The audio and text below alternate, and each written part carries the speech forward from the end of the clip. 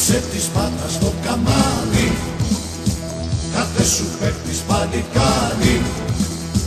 Οι φίλαθλοι σου δεν φοβούνται σφαίρες, για πάρτι σου κόβουνε φλέβες.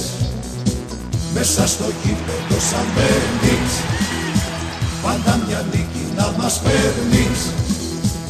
Η Ακαΐα όλη σε δοξάζει, κι απ' τις κερκίδες σου φωνάζει.